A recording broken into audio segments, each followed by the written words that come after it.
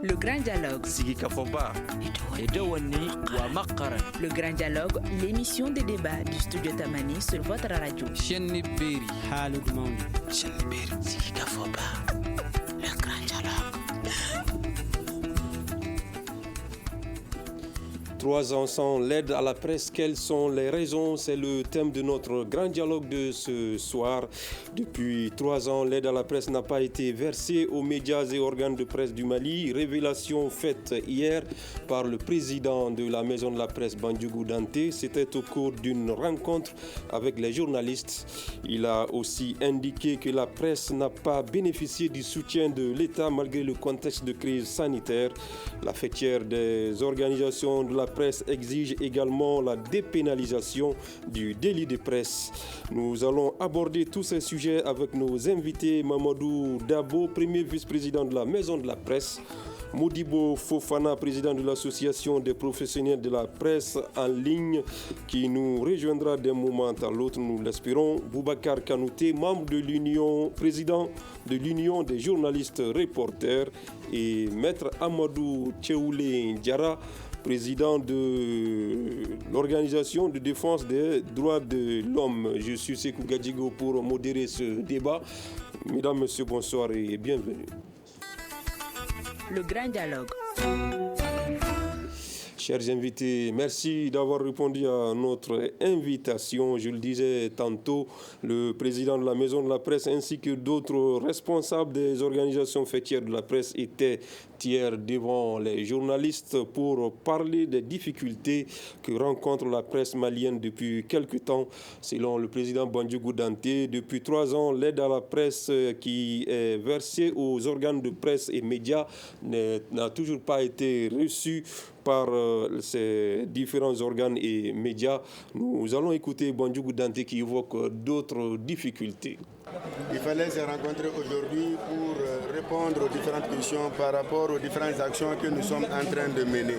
C'est aussi une occasion d'attirer l'attention des autorités, des pouvoirs publics sur les difficultés que nous avons, le retard accusé dans le paiement de l'aide à la presse.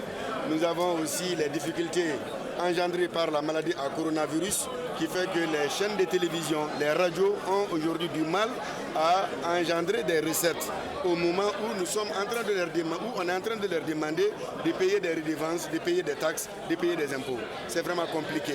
Les organes de presse au Mali souffrent énormément et il faut que les autorités trouvent des mesures politiques nécessaires pour permettre à cette presse-là de pouvoir survivre. Alors, nous allons commencer par vous, Mamadou Dabo. Vous êtes le vice-président de la Maison de la Presse. Nous venons d'entendre le président Bandjougou Dante. Aujourd'hui, il estime que la presse souffre beaucoup. Effectivement, la presse souffre beaucoup.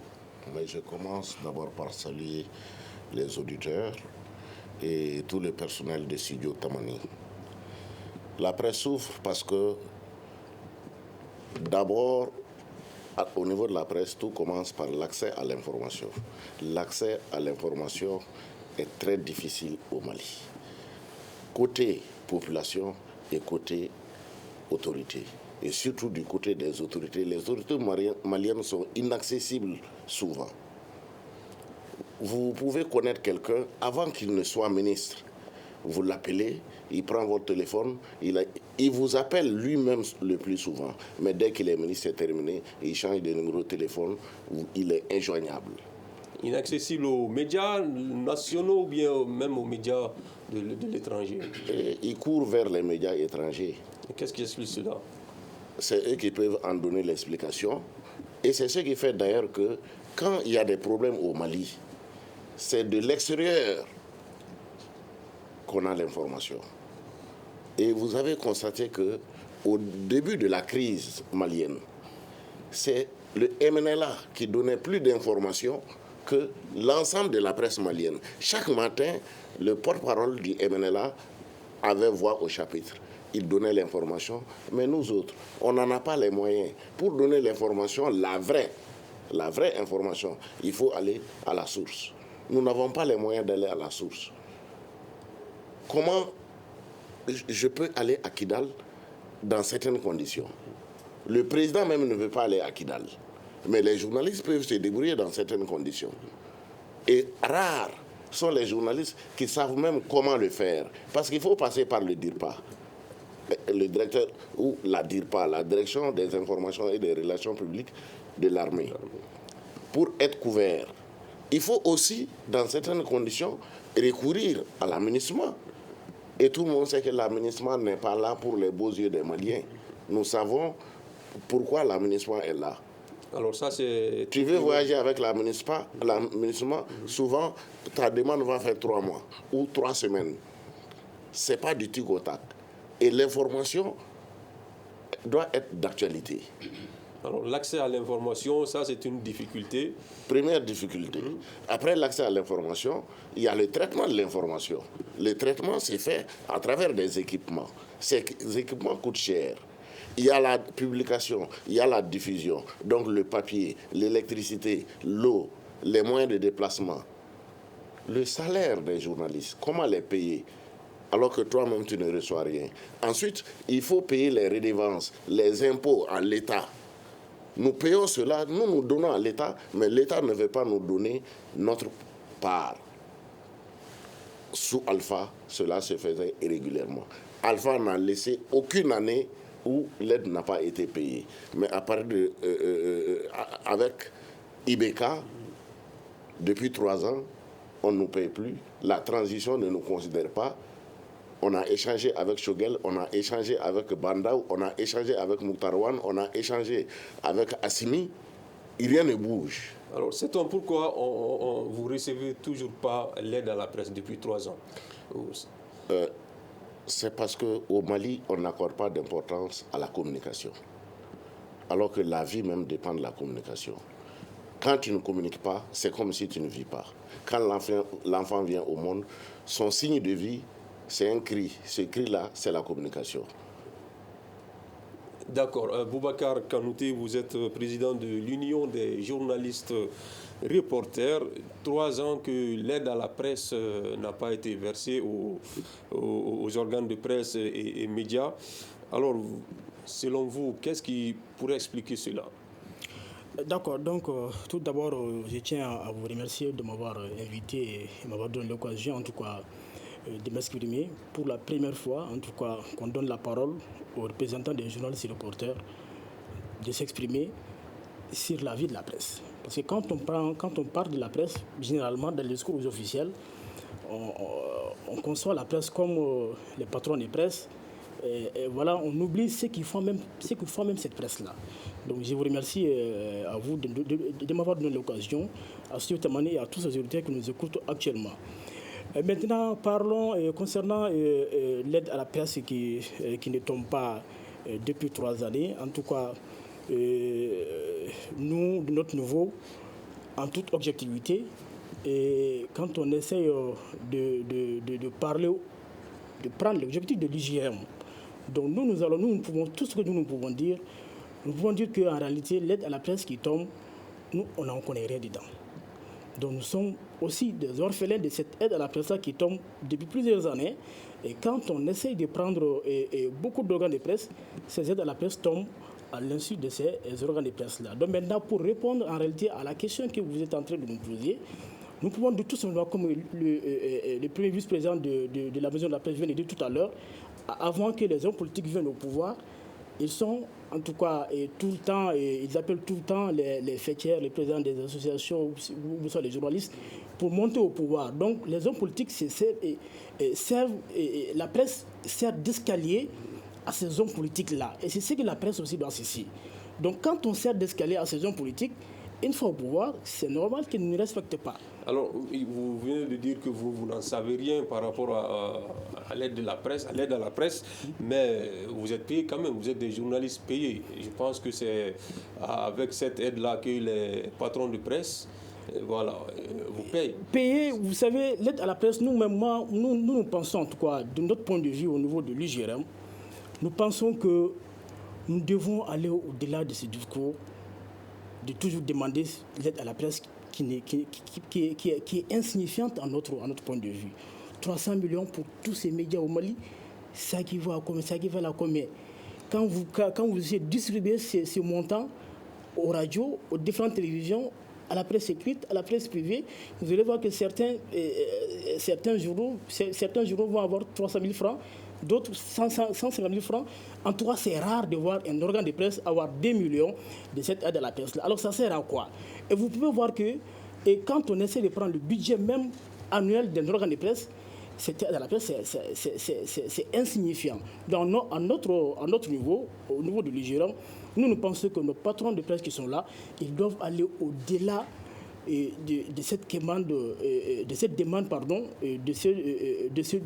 cette aumône. Ça, c'est une aumône que nous constatons. Donc, l'indexation au budget national dont l'actuelle équipe de la Maison de la Presse, n'est-ce pas, fait de son cheval de bataille. Moi, je pense que c'est ça le bon chemin. Nous devons en tout cas aller dans ce sens-là, aller en tout cas en rang serré pour imposer cette indexation au budget national, l'aide à la presse, dont le pourcentage, en tout cas à ce que je sache, c'est 0,1%. Donc c'est la seule solution pour que, en tout cas, la presse, les patrons de presse eux-mêmes d'abord, puissent en tout cas avoir un maximum de moyens pour qu'à leur tour, de mettre dans certaines conditions, en tout cas, nous qui sommes leurs employés. D'accord. Maître Amadou Tcheoulé Ndiara, vous êtes défenseur des droits humains. Quand vous regardez la presse malienne aujourd'hui, avec ces problèmes que viennent d'évoquer M. Dabo et Kanouté, qu'est-ce que vous avez envie de dire? Quel est le regard que vous portez sur cette presse malienne? Oui, merci. C'est pour dire simplement que c'est une violation. C'est des droits qui sont violés. Il ne faut pas passer par quatre chemins parce que si vous prenez... L'aide à la presse, c'est un droit. C'est un droit constitutionnel. C'est très clair, c'est un droit constitutionnel. Si tu veux, Sarakate quoi? Est-ce que vous me comprenez? Parce que la loi de 2000 dit que l'État apporte. C'est à l'indicatif. L'article 32, l'État apporte une aide. Maintenant, 2000 a modifié le régime de 92. C'est pour un peu protéger les hommes de presse, pour les mettre en dehors du chantage, pour les mettre en dehors de la courbette. Parce que l'aide à la presse, c'est ça la signification. Hein? Bon, les gens disent que les journalistes peuvent faire chanter les gens, mais aussi le pouvoir public peut, avec cette situation, c'est d'abord un dérapage. Si on ne fait pas attention, bon, il y a beaucoup de journaux qui vont fonctionner au ralenti, alors que ce n'est pas normal. Je pense que c'est une erreur. C'est une erreur pour la simple raison que, en fait, il y a deux choses dans le dispositif de l'article 32. La première chose, c'est que la loi dit que, en fait, l'activité de la presse, c'est un droit à l'information. Vous comprenez, les journalistes, c'est un droit à l'information, premièrement. Mais dans le même dispositif, on dit que c'est une mission de service public. Quand on dit que c'est une mission de service public, cela veut dire que tous les juristes m'entendent.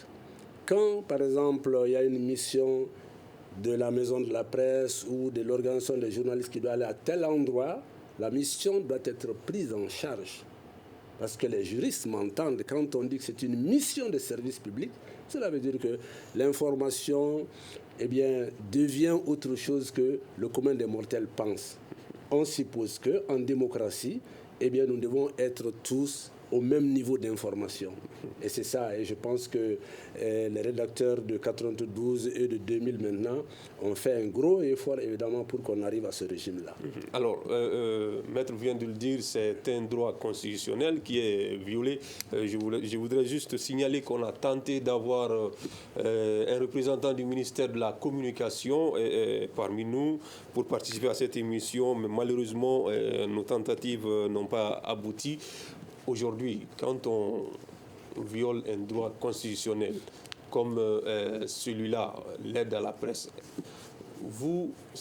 quelle est votre part de responsabilité dans cette situation, la maison de la presse? Est-ce qu'aujourd'hui, vous n'avez pas une part de responsabilité? Sinon, 3 ans sans aide à la presse. On peut le passer comme ça, mais nous n'oublions pas l'état dans lequel se trouve aujourd'hui le Mali.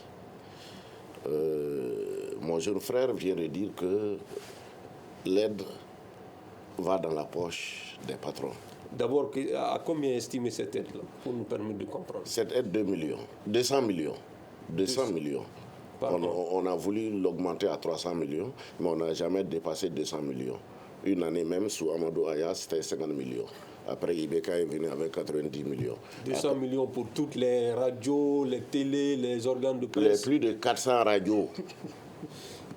Il faut diviser par plus de... Ça, c'est les radios seulement, radio et télé. Il faut ajouter la presse écrite, il faut ajouter aujourd'hui la presse en ligne. Et quand on fait le partage, c'est 100 000, 200 000 francs. Et imaginez combien coûte un ordinateur. Quand vous recrutez des journalistes, vous mettez à leur disposition des ordinateurs, vous mettez à leur disposition beaucoup d'autres choses. Si l'ordinateur seul coûte 200 000 francs, et on donne au directeur 200 000 francs, combien alors le journaliste peut avoir? Ils sont combien de journalistes dans la rédaction? À chacun 200 000, sans compter le reste des dépenses. Combien alors le directeur va pouvoir donner à ces gens? Il y a l'imprimerie. Nous sommes engloutis par les dettes. C'est des millions de francs CFA que nous devons aux imprimeurs. Mais les journalistes ne savent pas cela. Ils ignorent ça. Ils n'ont qu'à aller se renseigner. L'aide à la presse ne sert à rien, pratiquement. Mais c'est un remontant. Au moins, nous saurons que nous sommes considérés par le pouvoir en place, qu'on connaît notre rôle. Et ça permet quelque part de nous permettre de jouer ce rôle. D'accord. Je vous dis qu'au Sénégal, ce n'est pas 200, 300, 400, 500 millions, c'est jusqu'à 700 millions qu'on paye. En Mauritanie, c'est 300 millions et quelques. Au Burkina, au Niger, tous les pays dépassent le Mali. Et ils payent régulièrement. Le Mali refuse de payer même un franc. Oui, mais il faut savoir aussi, il ne faut pas oublier que ces pays aussi ne sont pas le Mali. Le Mali avec ses différentes crises politiques, sécuritaires, peut-être que cela aussi pourrait... Le Mali n'est pas différent aujourd'hui du Niger. Nous avons les mêmes problèmes que le Niger. Et actuellement, le Burkina rentre dans la danse. Et je vous assure qu'au Burkina, les journaux font paraître 40 à 45 pages. Presque chaque journal a son imprimerie. Quels sont les journaux qui disposent d'une imprimerie au Mali? Alors, pourquoi on n'augmenterait pas cette aide? Bon, avant de parler d'augmentation, elle est même suspendue, entre guillemets, on peut le dire aujourd'hui, depuis 3 ans. Qu'est-ce qui explique cela? Est-ce que ça veut dire que ça ne fait pas partie des priorités des autorités? C'est un manque de volonté. Un manque de volonté totale. Les autorités ne pensent qu'aux partis politiques, parce que ce sont les politiques qui viennent au pouvoir. J'étais à la conférence nationale en 91-92, je pense c'est en 92, hein, la conférence nationale. La conférence nationale, dite souveraine à l'époque, a décidé que la presse reçoive l'aide. Mais une fois qu'ils ont envahi l'Assemblée nationale, les hommes politiques ont plutôt donné l'aide aux partis politiques. Un seul parti politique gagne 300, 400, 500 millions chaque année. Qu'est-ce qu'ils en font? Le problème du Nord, quel est le parti politique qui a pu en trouver une solution? Ils sont au gouvernement, ils sont partout. On leur donne des millions, des centaines de millions par an. Ils ne peuvent rien faire, ils ne peuvent régler aucun problème. D'accord. Ni leurs propres problèmes. Même au sein des partis, il y a des problèmes qu'ils n'arrivent pas à régler. Et nous, au niveau de la presse, nous réglons nos problèmes. Alors, Boubacar Kanouté, à qui profite cette aide à la presse, selon vous? Est-ce que c'est aux patrons de presse ou bien les journalistes aussi? Bon, en réalité, à personne. Parce que, c'est ce que j'ai dit tantôt, j'ai dit que c'est insignifiant. Ils doivent aller au-delà de ça. Elle a dit qu'il faut que les reporters aillent se renseigner comment, en tout cas, où va cet argent. Moi, je n'ai pas à me renseigner. J'ai eu la chance, en tout cas, de diriger, en tout cas, pendant 2 ou 3 mois comme ça, un journal dont je vais taire le nom ici. Mais la publication, pour une simple publication, parution, il fallait au moins 100 000 francs. pas de parution. J'en connais quelque chose dedans.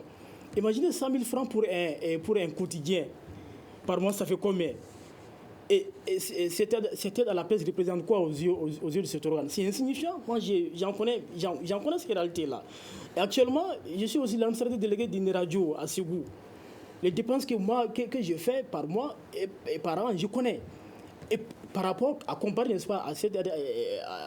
moi, je ne parle, ce n'est même pas de l'aide. Ça, moi, je pense que c'est de l'aumône qu'on est en train de donner à la presse. Et c'est inacceptable. C'est pourquoi j'ai demandé qu'il faut que les patrons aillent au-delà de ça. Au-delà de ça, c'est quoi? Le quota qu'ils recherchent là, qu'ils resserrent, en tout cas, qu'ils essaient de former, d'organiser la presse pour qu'on aille vers ça. Parce que la presse n'est pas organisée. La presse n'est pas organisée. Parce que les hommes politiques aussi, ils profitent de ça. Ils savent qu'ils ont réussi à nous diviser. Ça, c'est un. Et de deux, ils savent très bien qu'ils se servent toujours de nous. Nous servons d'escalier à ces hommes politiques. Et souvent, nous aussi, nous acceptons de faire le jeu. Sinon, ce n'est pas normal que durant 3 ans, et l'aide à la presse ne tombe pas. Il faut que nous aussi, nous demandons quelque part qu'est-ce que nous avons fait. Donc, il est temps que nous, journalistes, hommes des médias, il faut que nous sachions respecter notre métier. Les hommes politiques, leur avantage par rapport à la presse, ils savent défendre leurs intérêts. Ils savent bien défendre leurs intérêts. Et nous aussi, il est temps que nous, en tout cas, nous sachions quels sont nos intérêts et s'unir et allez-y ensemble pour que, en tout cas, nous puissions aussi avoir gain de cause. Ok, Maître Diarra, vous qui êtes défenseur des droits humains, une telle situation, nous sommes dans une période de transition où chacun doit jouer sa partition. Les journalistes ont un rôle crucial à jouer dedans. Est-ce que ça pourrait se répercuter sur la période actuelle de transition? Bien sûr, parce que c'est en ce moment qui voudrait en fait contribuer à la consolidation de la presse et un soutien en tout cas fort, parce que pour éviter que la presse ne tombe dans un dérapage qui n'honore pas. Et moi je crois que la solution à ça, puisque c'est une mission de service public, il me semble que peut-être que la presse elle-même sous-estime ça, parce que sa signification en droit veut dire que tous ceux qui se plaignent pour dire qu'ils traînent des dettes, c'est la somme des dettes qu'il faut faire et qui doit être prise en charge par l'État. C'est ça la signification.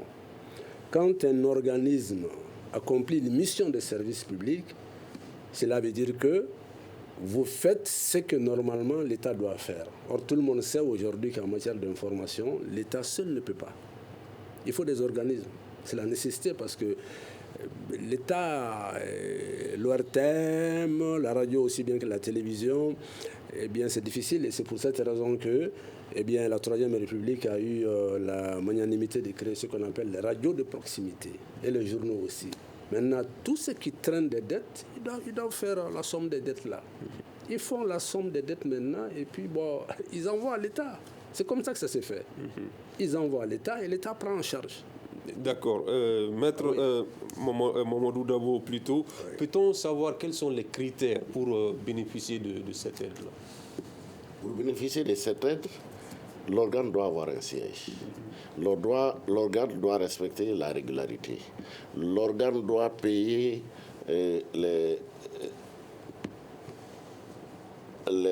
droits des journalistes au niveau de l'INPS. Donc couvrir la sécurité sociale des journalistes, etc. Okay. Il y a beaucoup de critères. Avoir un siège. D'accord. Mais est-ce que tous ceux qui reçoivent bénéficient de cette aide-là répondent à ces critères? Chaque critère est coté sur 20 points. Et quand un critère te manque, on t'enlève ces 20 points. On fait le calcul comme ça. Donc ceux qui ne respectent pas ne gagnent rien. D'accord.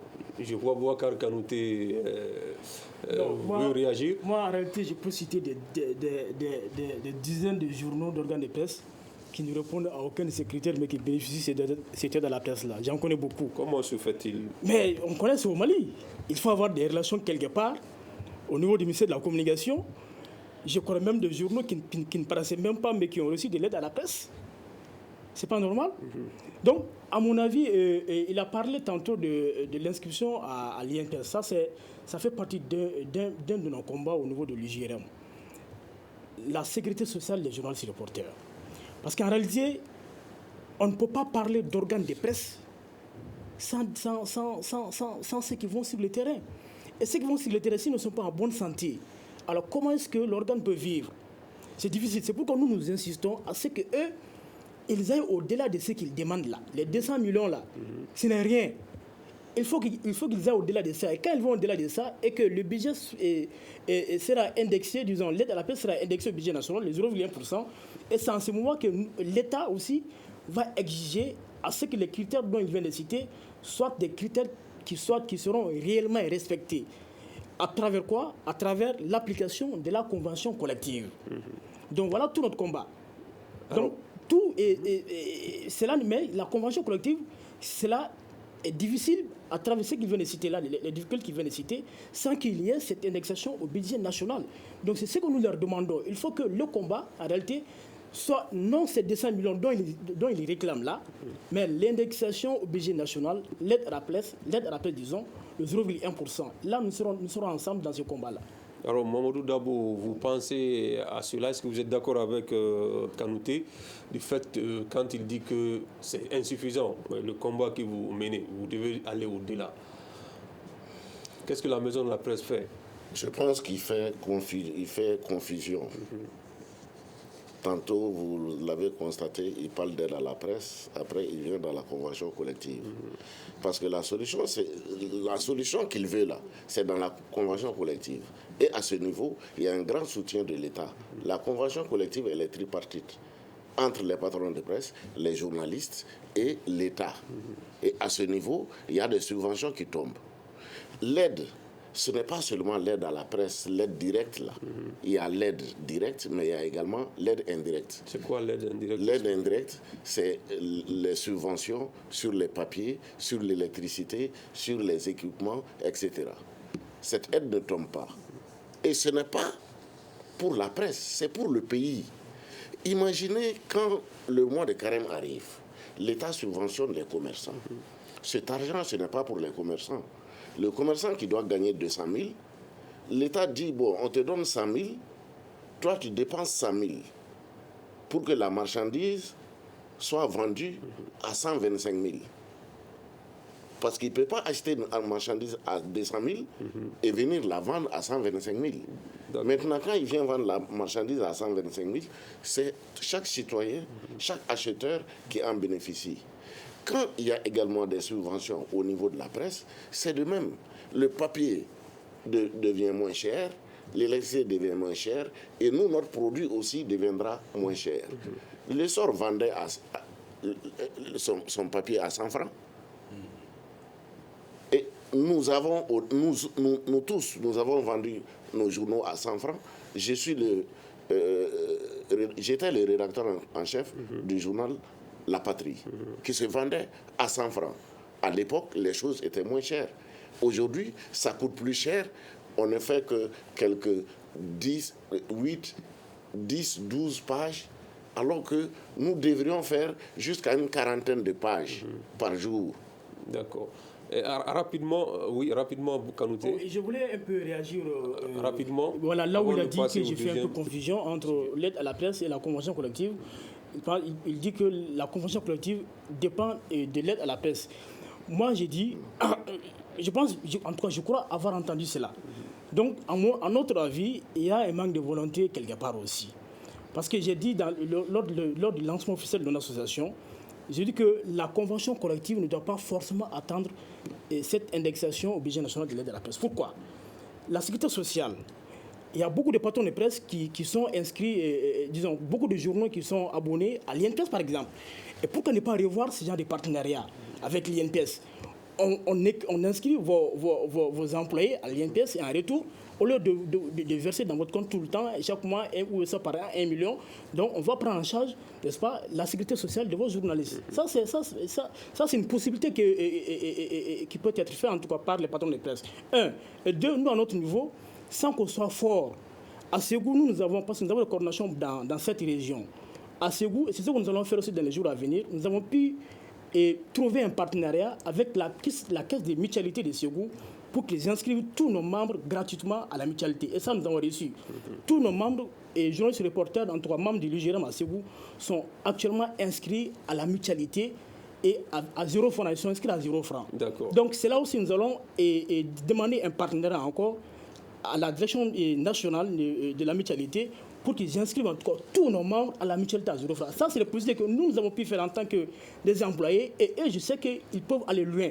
Donc c'est pourquoi j'ai dit qu'il y a quelque part un manque de volonté. Okay. Cela est bien compris. Maître Diarra, autre difficulté évoquée par le président de la Maison de la Presse, c'est par exemple le manque de soutien de l'État vis-à-vis des organes de presse et des médias dans ce contexte de crise sanitaire.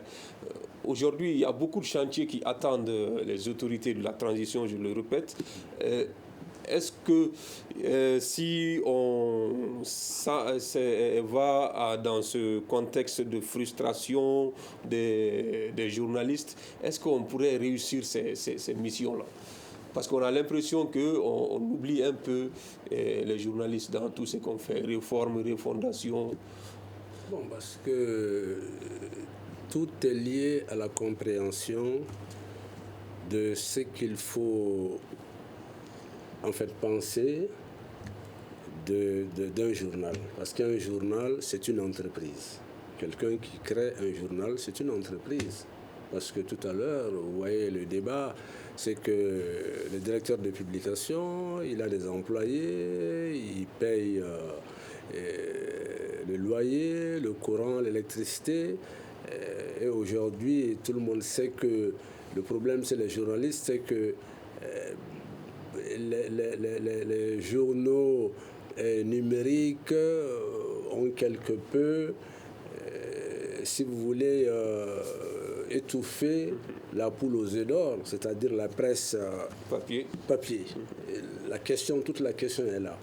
Or, l'État devrait les protéger suffisamment. D'accord. Mamadou Dabo, rapidement par rapport au manque de soutien dans ce contexte de Covid-19, on a vu que l'État a soutenu des corporations, des artistes, voilà, entre autres, mais apparemment la presse n'a bénéficié d'aucun soutien. Comment vous expliquez cela aussi? Est-ce qu'on vous a dit pourquoi on ne vous a pas soutenu? On ne nous a rien dit, mais nous savons pourquoi. Parce que l'État en a fait son job. L'État lui-même a bouffé notre argent. Quels sont l'État? J'ai des preuves. Je sais que cet argent est parti dans la poche de certaines structures pour faire de la publicité. Nous avons été payés par des gens. Une annonce à 20 000 francs pour informer la population. Vous voyez qu'au Mali, les gens ne sont pas favorables à cette question de lutte contre cette maladie-là. Rares sont les Maliens qui accepteront aujourd'hui de se faire vacciner. Mais parce que la communication ne passe pas. Et par rapport à la maladie même, la connaissance de la maladie, ce ne sont pas aux autorités d'expliquer des choses comme ça. Vous savez, quand un Choguel, en tant que Premier ministre, va dans mon village pour s'adresser aux populations, il va dire ce qu'il veut dire. Mais est-ce qu'ils vont l'écouter plus que moi-même, ou plus que le porte-parole des jeunes, plus que le chef de village, plus que l'imam? Il faut savoir communiquer. Il faut savoir qui doit communiquer. Ce n'est pas leur rôle. D'accord. Mais c'est ce qu'ils font. Ils changent de rôle. Ils prennent le rôle de la presse à leur compte. Et imaginez quand, aujourd'hui, on écoute Renouveau plus que le RTM, ça veut dire quelque chose. Parce que le professionnalisme ne peut pas être à Renouveau plus qu'à à l'ORTM. Je connais bien les journalistes de l'ORTM, très bien formés. D'accord. Mais on ne leur donne pas le moyen ni l'autorisation de travailler en professionnel. D'accord. De façon résumée, la presse n'a pas été associée à cette lutte. Non, non, non. Alors, nous allons passer au dernier thème de ce débat, et ça, c'est la dépénalisation que le président de la Maison de la Presse et tous ceux qui étaient à cette rencontre ont soulevé également hier. On demande à ce que les délits de presse soient dépénalisés. Aujourd'hui, Maître Amadou Tchaoulé Diarra, la dépénalisation de la presse. Pourquoi, après près de 30 ans de démocratie, nous ne sommes toujours pas allés vers cette dépénalisation du délit de presse? Je veux dire, délit de presse. Parce que c'est une quête, des journalistes pendant longtemps. Hein? C'est une quête. Hein? Et moi, je me rappelle, j'ai travaillé sur cette question et avec l'IGAO quand Feu Famagan et Sissoko en étaient le président. Nous avons été à Dakar pour présenter, et c'est le Mali, j'avais la charge de confectionner, j'ai le document ici avec moi, pour l'IGAO, le texte de dépénalisation. C'est le Mali qui l'a présenté. Quand nous sommes allés à Dakar, nous avons travaillé sur la question aussi avec leurs plus grands pénalistes qui sont là-bas, notamment des magistrats. On a travaillé sur cette question. Bon, mais dépénaliser, il faut comprendre, il y a trois choses là-dedans. Il y a trois choses là-dedans. Parce que quand on dit dépénaliser, ça veut dire qu'on sort une infraction qui est considérée comme pénale, on le sort du pénal, c'est-à-dire on le sort de la sanction pénale. Maintenant, sortir une infraction de la sanction pénale, il y a trois niveaux. Où on passe de l'état de crime, on correctionnalise. Première hypothèse. Ou deuxième hypothèse maintenant, on sort les infractions en fait qui font que le journaliste peut être prévenu, peut aller en prison. Eh bien, on les dépénalise en adoptant ce qu'on appelle des amendes. Maintenant, que ce soit des amendes pénales ou que ce soit des amendes civiles, eh bien, on dépénalise, on sort. Je pense qu'il y a eu un effort dans ce sens parce que le passage de 92 à 2000, vous savez, en 2000, l'ordonnance et la loi de 2000 a été rédigée de telle manière que l'offense au chef de l'État n'est plus considérée comme un souci pour un journaliste d'aller en prison, comme aussi la diffamation n'entraîne plus la détention. Alors mais maintenant, on n'est pas allé au bout des choses concernant les dispositions de 33, 34, 45, la fameuse disposition qui fait que le journaliste peut être poursuivi en fait comme un criminel de droit commun. Et c'est là où il y a tout le problème. Alors, c'est là où il y a tout le problème. D'accord. Oui. Modibo Fofana, vous venez d'arriver, nous sommes pratiquement au dernier thème de cette émission, la dépénalisation du délit de presse. Qu'est-ce qui fait que jusque-là, nous ne parvenons pas à atteindre cet objectif, la presse? Merci beaucoup. Je présente mes excuses à mes co-débatteurs. Moi, j'étais dans un embouteillage très sérieux. Et également, la dépénalisation, nos législateurs ont déjà travaillé sur cette loi et qui devait être même adoptée par l'Assemblée qui a été dissoute. Parce que j'étais un journaliste parlementaire à l'époque. Mais les députés à l'époque pensent qu'en votant cette loi, ils seront les premières victimes. Ils n'ont pas voulu adopter la loi parce que je pense qu'ils n'ont pas compris le contenu de cette loi. Qui est pour moi même plus rigoureuse que la loi portant un régime de presse et délit de presse parce que comme Até Diarra vient de dire, il a donné des détails.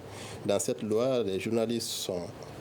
il y a des amendements qui sont souvent très lourds et les journalistes sont appelés en cas d'infraction de payer très cher, mais quand même ça va nous éviter d'aller en prison, contrairement à la loi 046 portant un régime de presse et délit de presse qui me paraît un peu obsolète parce que cette loi n'a pas pris en compte les nouveaux médias qui sont actuellement la presse en ligne. Moi, je pense que c'est une question de volonté, c'est une question de manque de volonté de nos autorités, même si demain s'ils parviennent à comprendre le contenu de cette loi, et puis essayer de voir peut-être ça peut renforcer encore cette presse d'être libre et indépendante, je pense qu'ils vont adopter. Mais ça, à nous, au niveau des fêtières, essayer d'expliquer à nos députés ou bien aux membres des synthés aujourd'hui de comprendre, de bien comprendre le contenu de cette loi, qui pensent que ça va donner, ça va ouvrir un grand boulevard aux journalistes et puis ils seront les premières victimes. D'accord. Maître Mamadou Dabo, est-ce qu'aujourd'hui c'est réellement un manque de volonté politique ou bien une incompréhension qui fait que nous n'allons pas à cette dépénalisation-là? Bon, il y a à peu près les deux. Parce que c'est la volonté politique qui nous amène à ça. Donc si ce n'est pas fait, ça veut dire qu'il y a manque de volonté politique. Est-ce que cette période de transition n'est pas le moment idéal pour arriver à cela? Oui, c'est un grand moment, c'est le moment juste, parce que nous pensons que les autorités de la transition ne sont pas aussi intéressées que les autres par le pouvoir, parce que la loi même leur interdit de se présenter aux prochaines élections. Ce que je voudrais dire, c'est que en dépénalisant la presse, les délits de presse, les délits de presse, on donne l'occasion au peuple malien d'être la sentinelle de la presse, de sanctionner la presse. Nous, notre juge doit être la population. Quand on te sanctionne, on ne te met pas en prison. Tu ne deviens pas victime aux yeux de la population. Parce que dans notre pays, on soutient les victimes. Quand vous victimisez la presse, vous faites du public son ami. Alors que quand vous les laissez en toute conscience travailler, eux-mêmes, ils vont se dire que lorsque je ne travaillerai pas bien, on va acheter les autres journaux, on ne va pas acheter mon journal. Celui qui ment aujourd'hui, peut-être pour une première fois, il pourra être excusé. On va dire, bon, il s'est trompé cette fois-ci. Mais s'il ment une seconde fois, oui. Celui qui insulte une fois, deux fois, vous croyez qu'on va acheter son journal? Et quand on n'achète pas le journal, quand on n'écoute pas la radio, quand on ne regarde pas la télé, alors à quelle valeur l'intéressé pourrait s'attendre de son organe? Tout à fait. Nous allons terminer. Bon, je voudrais rapidement terminer en donnant des cas en Europe, aux États-Unis. Des présidents ont perdu le pouvoir ou ont risqué de perdre leur pouvoir parce que des journalistes ont écrit contre eux. On n'a jamais inquiété ces journalistes. Je cite le cas de... Malheureusement, nous n'avons plus assez de temps. Juste une dernière question à Boubacar Kanouté. Aujourd'hui, comment réussir ce défi? La dépénalisation des délits. Comment relever ce défi? Pour pouvoir réussir ce défi, il faut que la presse cesse de faire le combat des autres et fasse son propre combat. Ça, c'est un. Et deux, la refondation qui fait en tout cas débat au sein de l'opinion nationale actuellement, il faut que la presse ne se mette pas en marge. Nous devons être impliqués. Il ne faut pas que la refondation, au finisse, ce sont les hommes politiques qui vont en bénéficier. D'accord. Donc la presse aussi a besoin aussi d'être refondée. Et quand on parle de refondation, ça part de dépénalisation des délits de presse, ça part aussi de l'indexation au budget national de l'aide à la presse de 0,1%. D'accord. Donc voilà le combat, ce qui doit être le combat de la presse malienne. Durant cette transition, et vous avez bien fait de le souligner, c'est le moment opportun, car une fois que ces hommes politiques viendront au pouvoir, ils vont tout faire pour nous museler, pour que nous soyons en Cela est bien compris. Malheureusement, nous sommes au terme de ce grand dialogue qui parlait aujourd'hui de la presse malienne et de ses difficultés, notamment l'aide à la presse qui n'est pas reçue par les organes de presse et les médias depuis 3 ans. Pour en parler, nous recevions sur ce plateau Mamadou Dabo, premier vice-président de la Maison de la Presse, Boubacar Kanouté, président de l'Union des journalistes reporter, et Modibo Fofana de l'association, président de l'association des professionnels de la presse en ligne, et Maître Amadou Tcheoulé Ndiara, défenseur des droits de l'homme. Nous avons tenté d'avoir le ministère de la Communication. Malheureusement, nos tentatives n'ont pas abouti. J'ai eu le plaisir de modérer ce débat mis en onde par Salim Diouara, la régie vidéo Nouhoum Djiré. À demain pour un autre numéro. Le Grand Dialogue. Sigi Kafoba. Edouani wa Makara. Le Grand Dialogue, l'émission des débats du studio Tamani sur votre radio. Chenni Beri. Halud Mauni. Chenni Beri. Sigi Kafoba. Le Grand Dialogue.